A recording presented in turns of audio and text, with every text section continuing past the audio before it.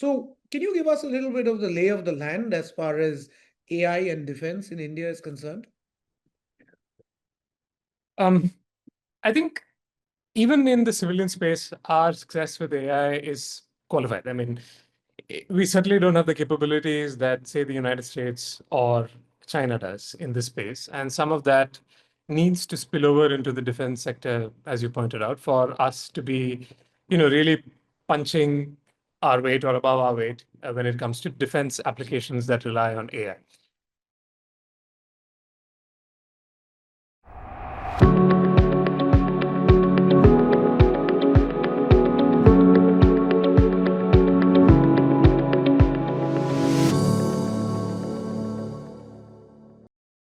Welcome to Justify. The battlefield is no longer shaped by the contours of geography, but rather by data, algorithms, and drones. We are recording this at a time when there are two wars that are ongoing, and a third one between India and Pakistan, which has been paused for the moment. From predictive maintenance in fighter jets to deepfake misinformation campaigns, artificial intelligence is reshaping the contours of warfare today. But as India races to modernize its defense ecosystem, how prepared are we to navigate the strategic, ethical, and diplomatic challenges that AI brings? Joining us today is Dr. Arun Sukumar, a leading voice on international cyber governance and the politics of emerging technologies.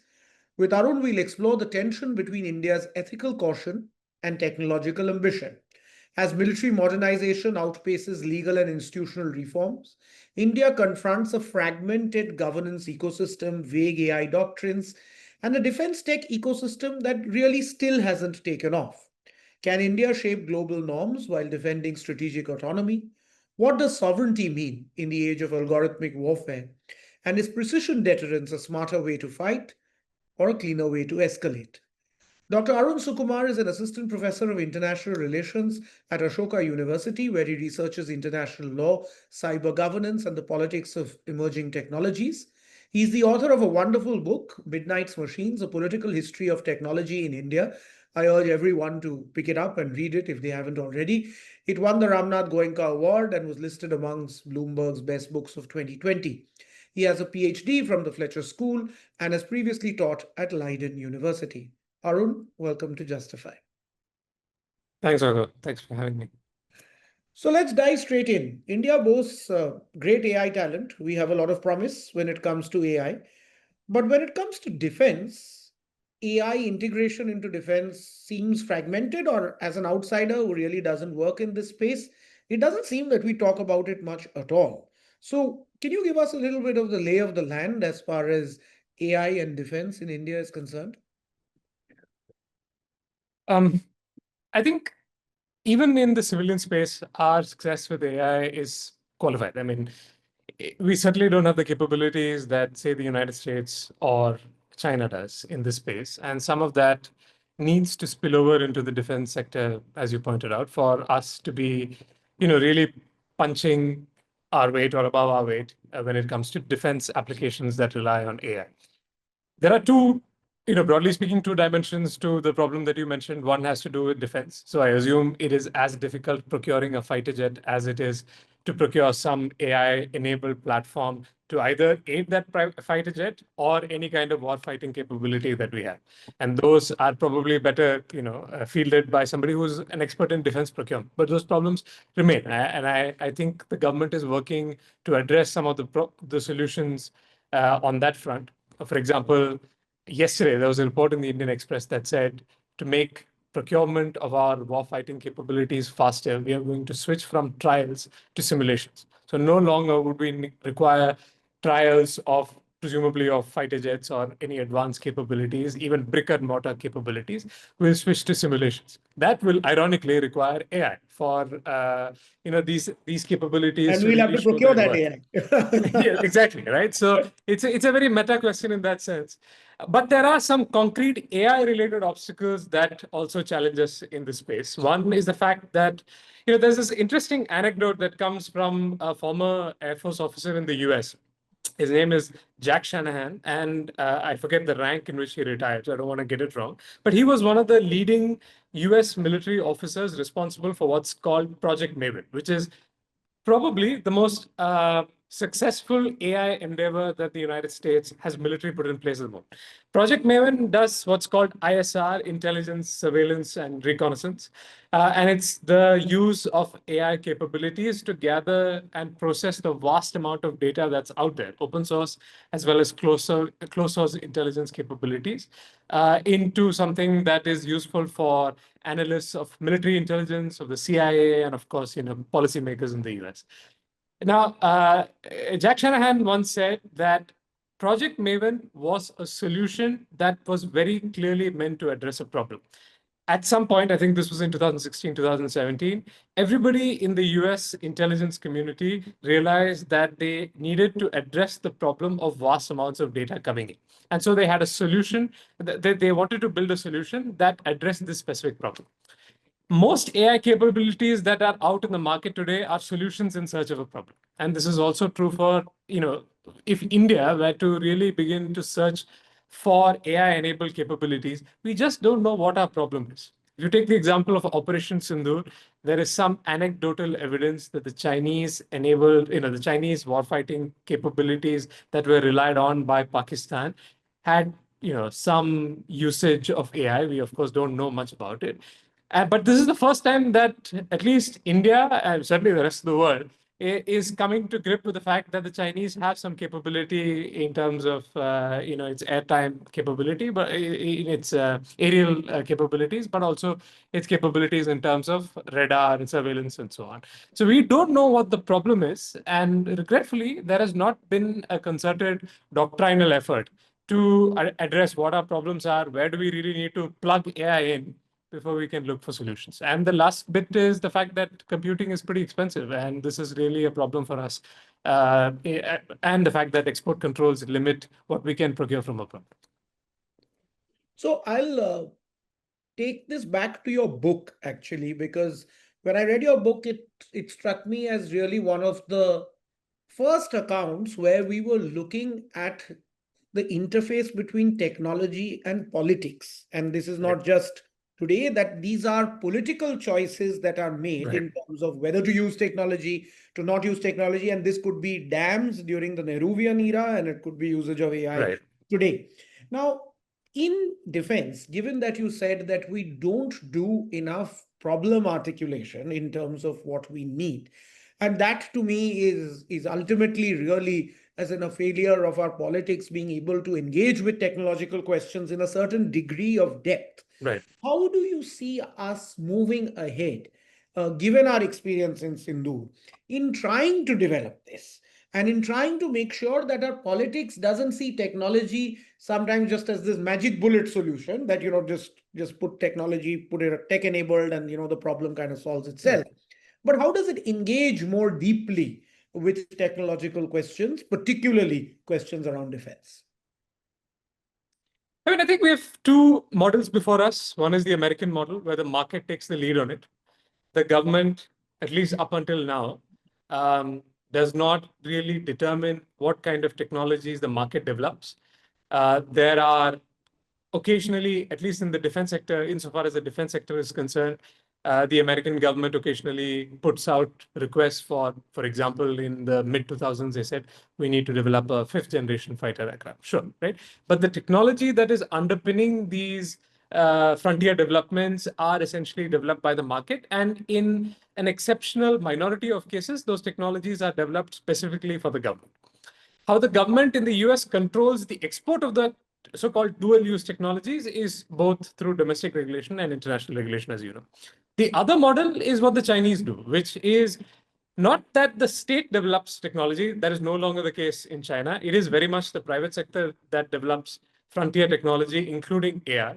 But whether it's the People's Liberation Army or, more broadly speaking, the Communist Party of China, they keep very close tabs on how those technologies are developed. And as soon as a technology announces or a product announces itself to the world, as we saw with the case of DeepSeek, the people who are behind the companies or the people who are behind these technologies are immediately called to, before the government, or they are engaged in a very close sort of closed door conversation with party officials, including the top political leadership, in order to figure out how this product or technology can be fitted into the government's, larger policy goals. And in China, this of course includes how to repress online content or to filter content even better than it can today. So those are the two models that are available for the Indian government to follow insofar as the defense sector is concerned. The fact is that in India, we don't have, except, you can already see the green shoots of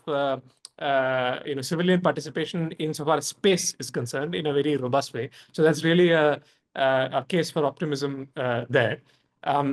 We really can't see as robust participation of the private sector into defense applications still.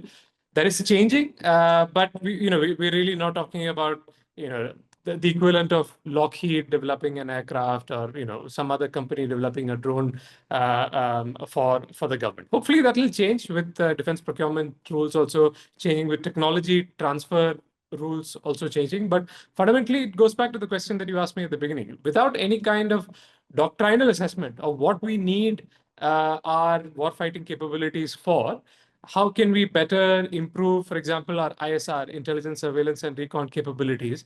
It's very difficult to figure out where AI can play And a in role your into view, this. what's stopping this doctrinal assessment from happening within the military establishment or the political establishment? One is, and it's maybe not very, maybe it's a controversial thing to say. The fact is that we haven't fought many wars. We say that we fought 3.5. I don't know if Sindoor counts as one. We have fought limited conflicts over the period of our independent history.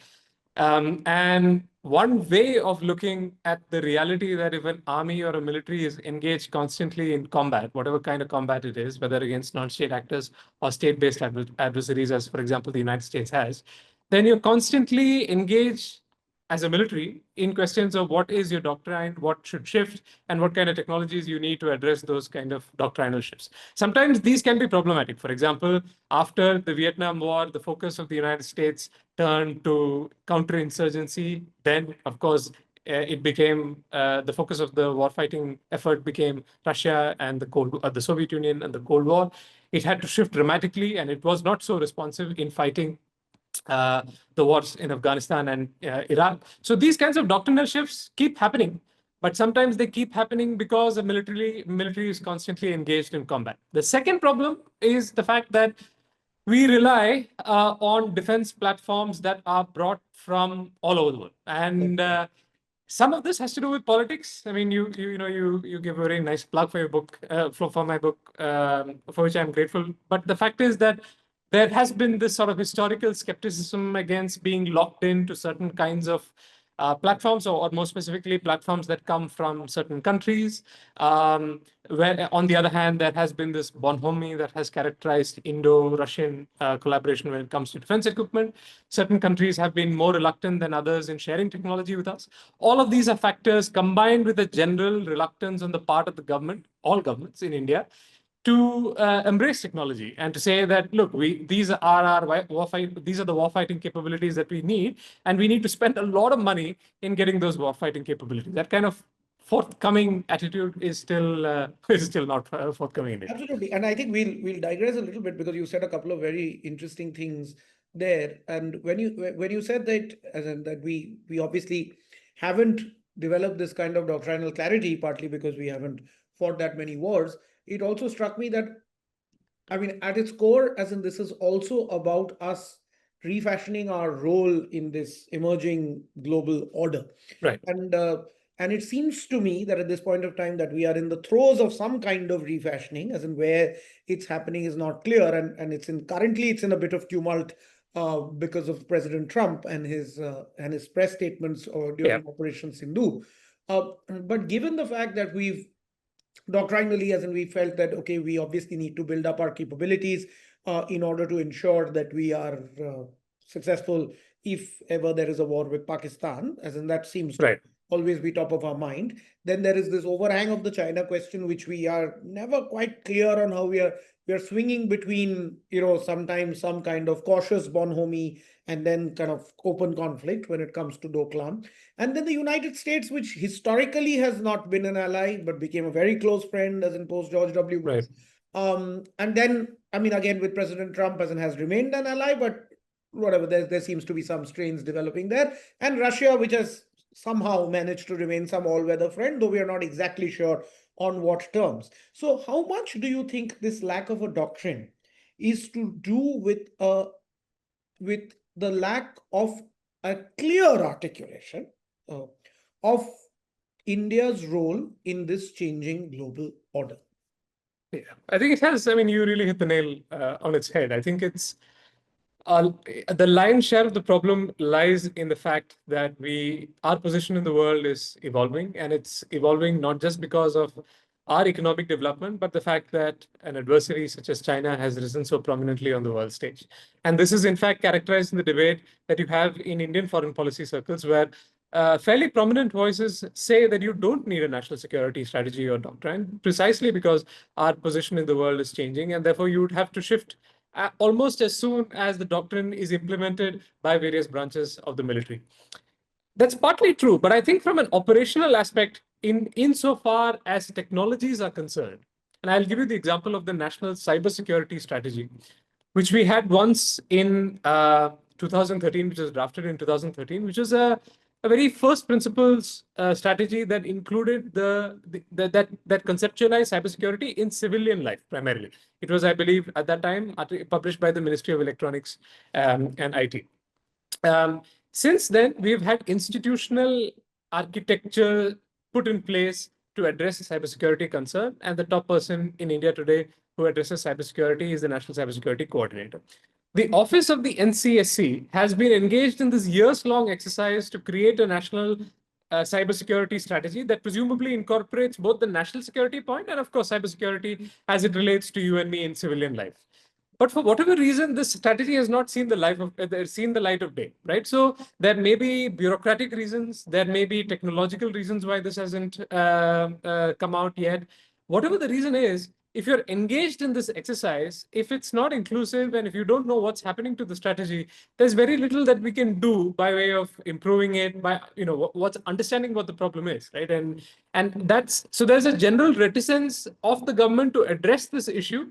Whether it wants to come up with a strategy, whether if it has a draft strategy in place, whether we should go ahead with it or not. And as somebody who's involved in the IT ministry's confabulations on the IT bill, on the data protection bill, you must have seen some of this firsthand, right? So on the one hand, technology is definitely shifting.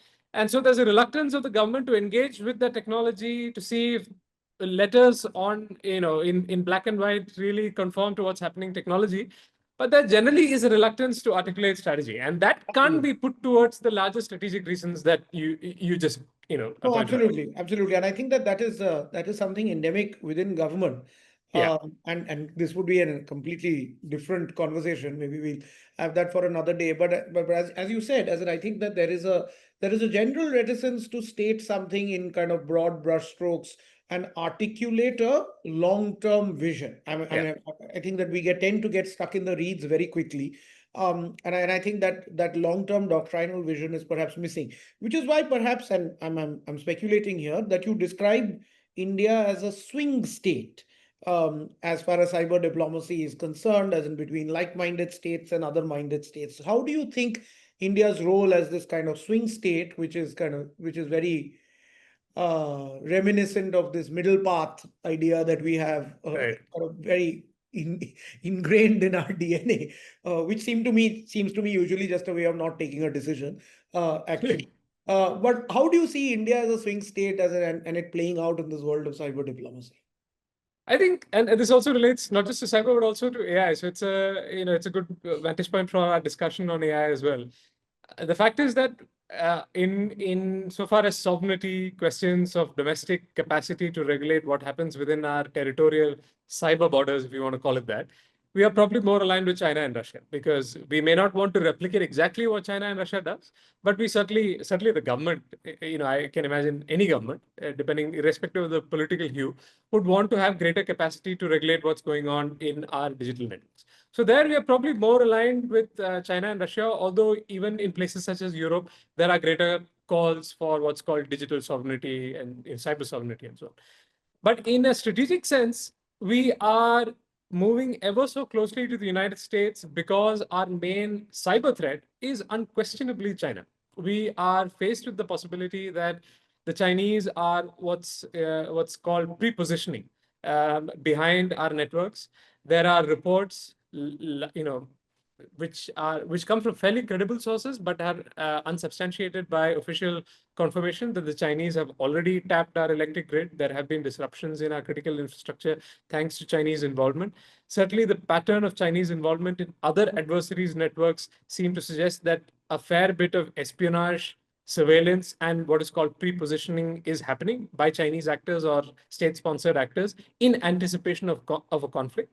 The fact is that most of our electronic technologies still rely heavily on Chinese supply chains. We've banned a bunch of social media applications and platforms after Galvan in 2020, but that barely begins to scratch the surface of the extent of our reliance on Chinese ICT supply chains. So in all respects, our main adversary, if you want to call it that, is China in the cyber domain. For that, we absolutely need intelligence cooperation from the Five Eyes, of course, which has the United States.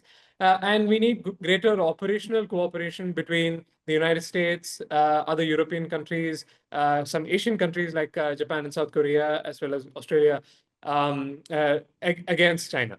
This requires for us to take certain bold steps, confident in our diplomacy that even as we move towards greater intelligence cooperation, which we have after 2611 in particular, that we will not be concerned about how the Chinese perceive it, because we are acting in our national interest. So swinging between these material realities of how dependent we are on Chinese capabilities, or bigger pardon, Chinese supply chains, and the need for us to consistently engage our Western partners on intelligence and potentially defense cooperation, on the other hand, is what really makes our swinging in diplomacy quite prominent. Now, what I want to now jump into as in is a more micro question, because the fact is that as far as China is concerned, as in this is the elephant in the room when it comes to all questions as far as technology goes. But Right. I'm interested in understanding a little bit more in terms of some of these emerging doctrines. And sorry if I sound naive, but what is your assessment of the precision deterrence model that seems to now be, I mean, lots of people are advocating for this as an emerging strategic doctrine. And specifically in this regard, as in, do you think that during Sindoor, as in we saw that the language that was being spoken was a traditional language of response, retaliation. So do you think that there is an alternative here which is based on tech-driven containment of some kind? Is that even something that we could be looking at? I think precision can be a part of deterrence, although, if you're looking at deterrence, so I mean, just to sort of, take a few steps back, because you spoke about Sindoor, and since, many of our listeners would be interested in some of the international law bit. If we do adopt a deterrence-based posture on, we do adopt a deterrence-based posture on nuclear weapons, for example. We have the no first use doctrine, but we promise credible retaliation when it comes to second use of nuclear weapons. But we don't do that for conventional nuclear weapons, and we certainly haven't got around to doing that with cyber and AI, to the extent that these technologies can even induce deterrence. So that is the question that you are asking about precision deterrence.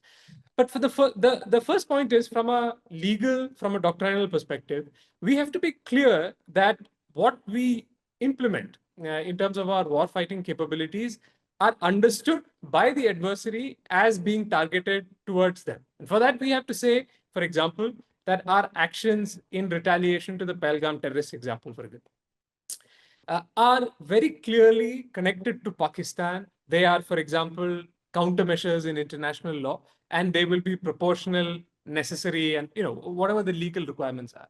And if you look at, the statements that came from the Indian government, most notably the Foreign Secretary's statement that was held in response to, I think, after the first day of Operation Sindoor.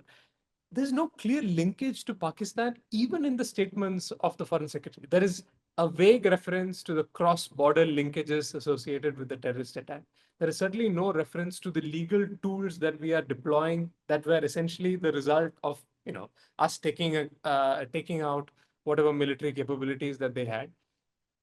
Except to say that And it was necessary and proportionate. He kept repeating. yes, and precise. So there were some legal sounding phrases that were deployed by the foreign secretary, and perhaps it should not have come from the foreign secretary. It may have come from another official, maybe the JS legal and treaty, whoever it is, right? So if we do not adopt legal language, and for all the claims that we have to being a responsible power, a power that has engaged consistently in international legal debates, we have sent people to the international, we've nominated scholars to the International Law Commission. We also need to take advantage of the fact that international law is changing, and we can potentially use those tools that are available at our disposal to make clear to our adversary that we are going to, in the future, deter you through the legal tools that we have at our disposal. This is what Israel does, for example, right? I mean, Israel obviously has a lot of capabilities, and perhaps it attracts the wrong kind of admiration in India because of those war-fighting capabilities. But for an international lawyer, what really stands out is Israel's consistent reference to international law, defensible or otherwise, to specific international legal principles to say, look, for example, if we've taken out Hezbollah using the top leadership of Hezbollah using detonators in pagers, which, by the way, would probably count as precision deterrence. There is a legal defense that is in that applies in relation to this particular military action of ours. Now, if we don't do that, then it's very difficult for an adversary to understand what exactly we're trying to deter. Are we trying to deter a widespread act, or are we trying to deter something that is something as small as small, but equally horrifying as a terrorist attack that results in, for example, casualties in the single digits?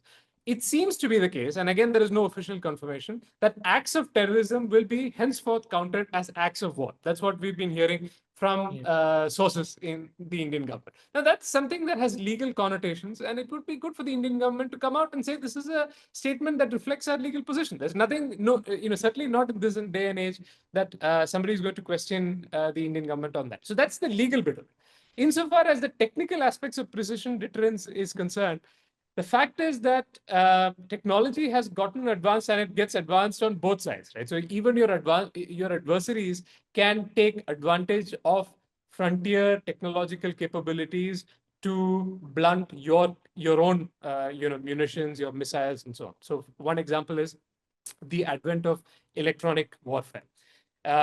Which, by the way, the Indian Army and the Indian military had been talking about since the late 80s. Now in Operation Sindoor, we were able to achieve considerable success because of precision missiles like BrahMos. But the reality is that electronic warfare is also changing, and electronic warfare, with the advent of AI, is also able to blunt the precision of those munitions that India is likely to deploy in a similar scenario in the future. So if we are saying that precision deterrence is a thing, then we also need to take note of the fact that technologies make it increasingly difficult for decision making at that precise level to happen in the future. And I think we're better off by just saying, if you do something, we will retaliate in X and Y terms, either in legal or political terms. And they say, this is deterrence for all we can. Right? Yeah, I mean, as you rightly said, doesn't the other party must know what you're trying to do is against them, because otherwise it fundamentally doesn't solve the problem if the other party doesn't know that what you're doing is trying to deter them. So I think that this is actually a good segue to talk about the something that you touched on, which is that India has now said that any acts of terror are going to be seen as acts of war, which essentially brings into question the role of non-state actors. Because the fact is that international law traditionally has recognized sovereign states. By traditionally, I mean post Westphalia has recognized sovereign states, but we see that that doctrine of state sovereignty is obviously under strain from many different angles. One, in the context of terror attacks with non-state actors, as in you see that in India with the non-state actors out of Pakistan, You see that with Hezbollah and Hamas, as in you can see that with a whole range of Yeah. non-state actors in various parts of the country, in various parts of the world, I beg your pardon. And second, you also see questions around sovereignty being asked in relation to what you alluded to earlier, is that particularly in the United States, where a lot of development of technology is happening with the market, the fact is that the big five have bigger market capitalization than all but 13 countries in the world. So the Yeah. fact is that there is kind of the doctrine of state sovereignty, let me put it this way, is under some strain. So how Yeah. do you see the role of both non-state actors as well as big tech in terms of international law today? I think, I mean, so again, for the benefit of the audience, that's like that's regularly tuning into your podcast, even in legal terms. There's the post-Westphalia scenario, but there's also the post-9/11 scenario, and everything suggests at the moment that state practice permits retaliatory action against non-state actors. The question is, of course, to what extent or degree are non-state actors controlled by state adversaries? In the two main scenarios that we are concerned, one is terrorist outfits that are guided by the Pakistan military apparatus, where the extent of state control is fairly apparent. Even India has exhibited intelligence to this effect. The other scenario is Chinese non-state actors engaging in cyber operations against Indian critical infrastructure. There is some documentation which suggests, at least circumstantially, that these non-state actors have some connections to Chinese state units. Um, in both of these scenarios, India has a very clear legal case to say that we can proceed against the actions of non-state actors, whether in the physical realm, which includes act of terrorism, but also in the cyber realm, where for example, we may talk about anything from attacks on our electricity grid to even influence operations that have a detrimental effect in how our democracy is managed before, during, or even after elections. One legal tool that we need to embrace is, as you know, Argo, we have the Articles of State Responsibility, which were put out in the early 2000s by the International Law Commission. The traditional position of India towards the Articles on State Responsibility was, we'll take an arm's length approach to this. Certain legal tools, such as countermeasures, to us sound like it's a weapon that's going to be wielded by, it's a might of the right tool, and anybody who has the powerful are basically going to use countermeasures for all manner of goals. And so we weren't quite as enthusiastic about certain legal tools that we now deploy against Pakistan. For example, the surgical strikes in 2016, the Balakot airstrikes, and even Operation Sindoor. It looks like a countermeasure. It sounds like a countermeasure. It smells like a countermeasure. It must be a countermeasure. But we haven't embraced the law of countermeasures, and certainly some thinking is required with the Indian government and perhaps with legal scholars such as yourselves to reevaluate whether the position of the government needs to change on countermeasures against actions of non-state actors. For example, the Articles of State Responsibility very clearly say that if a non-state actor is acting under the direction and control of a state-based outfit, all you need to prove or establish, there's no proof here, all you need to establish is that there were the NSA's actions were controlled or managed to some degree, to some influential degree by the state operator. In Pakistan's case, that's hardly a problem So for in India. Pakistan's case, I think that's easy. But if we take the other case, the Chinese case that you mentioned, Yeah. don't you think that that's a bit harder? Because this seems to be, obviously we have to take that ICJ test in Nicaragua Yeah. case and so on. But don't you think this is a little bit of a stretch, difficult in the Chinese case? Yes, I mean it's absolutely the case, and that's why all the attribution statements that we have had for major cyber attacks that were either perpetrated by Russia or China have no references to international law. So even the Americans or the Europeans, at least Western European states, have been very reluctant to include international legal principles as part of attribution statements. So we have many attribution statements saying the Chinese are likely behind this or the Russians are behind this. But in the absence of definitive proof that can certainly hold up before a court of law, we haven't had any international legal principles. But we need to, as India, we need to start either engaging our partners in being part of these attribution statements, or we need to come out and say there's strong suspicion, or at least we have evidence that suggests that these non-state actors can were acting in collaboration with Chinese adversaries. We've certainly not seen any of that sort from India so far. But your point is well taken in that with cyber capabilities, it's extremely difficult to attribute non-state actors' conduct to state operators. Insofar as big tech is concerned, at the moment, what Microsoft or Google or Facebook is most concerned about is their networks being implicated in conflict. So they have a sort of a market-based interest, a user-facing interest in ensuring that their social media platforms do not become hotbeds for influence ops. Their cloud-based operations are not used by uh, Russia or Ukraine, for that matter, to conduct offensive cyber operations. So they want that's why in 2018 or something, Microsoft said that we want to be a digital Switzerland, right, where we want to be considered neutral territory where these operations don't take place. But I think that naivete has really, that facade has come off, and now these companies find themselves increasingly in the crosshairs of conflict. But they are increasingly playing a role in conflict. For example, Ukraine had a cyber sovereignty or a data localization law before the invasion, before the Russian invasion in 2022. Amazon and to a certain extent Microsoft helped migrate Ukrainian official documentation, and I'm given to understand even private documentation, private data, out of the country in blatant violation of their own data localization law, which was amended subsequently. Anticipating the challenges that having this law and having the data stored in Ukrainian servers before the invasion and soon after the invasion would pose. So countries are rethinking their own approach to some of these crucial issues, taking advantage of the resources that big tech companies have. We don't need to consider them as partners, but we can certainly use some of these companies to make our infrastructure a little more resilient. That's right. So you've written a book on the history of technology. Let me end by asking you about its future. So if you had a crystal ball and you were looking into the next 50 years, two specific questions. How do you think sovereignty is going to play out vis-a-vis big tech corporations? Do you think that there is going to be Facebook being sovereign in some shape or form, or Microsoft actually being able to be sovereign, however it wants to define it, whether Right. it's as Switzerland or it wants to be like China, that's its call. But do you think it's going to be sovereign in any way? 50 years, mind you, is the time frame that I'm looking at. And secondly, as far as the Indian military sector is concerned and the usage of technology, where do you think we will be in 50 years in building a robust domestic technology heavy ecosystem, or will we still be kind of reliant on foreign partners?